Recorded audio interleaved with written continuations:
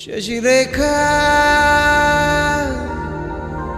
ఓ మాట చెప్పాలి చెప్పాక ఫీల్ కాక